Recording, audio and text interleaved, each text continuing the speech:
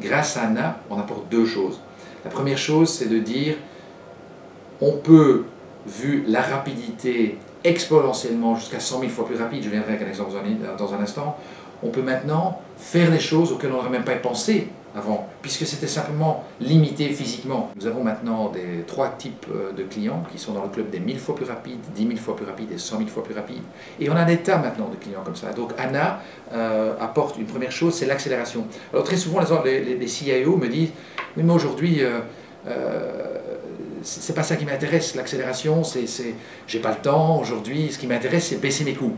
Mais je pense que c'est justement, et c'est prouvé par tous les économistes, c'est en temps de crise qu'il faut justement se remettre en question. Et c'est en temps de crise qu'il faut trouver des moyens pour sortir de ces ornières et sortir devant tous les autres au moment où la crise va soit s'amenuiser, soit si la crise s'enlise, pour pouvoir sortir de cette crise plus vite que les autres. Et vous verrez qu'en fait, il n'y a personne qui aujourd'hui ne se rapproche même d'ANA. Alors, est-ce que tout doit aller sur le cloud? Est-ce que tout doit rester on-premise? Mais non, forcément que non.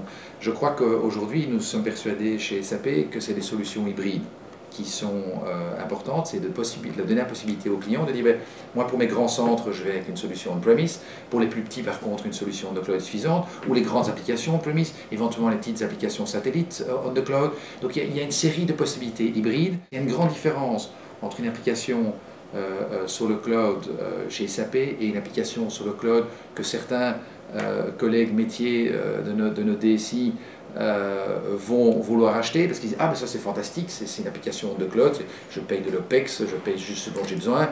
Mais ce qu'ils oublient, c'est que d'abord, le mythe de l'OPEX, ce qui est plus intéressant, c'est faux. Donc il est démontré aujourd'hui que on the cloud c'est plus cher, certainement sur une durée de 3 ans, que on-premise. Mais parfois ça peut être plus intéressant. C'est pour ça que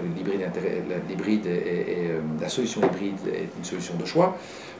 Mais ce que je dirais surtout, c'est que la vraie valeur aussi d'une architecture IT, c'est l'intégrabilité. Et les solutions de cloud de chez SAP ou celles des partenaires qui sont sur les SAP Store sont justement certifiées comme intégrables.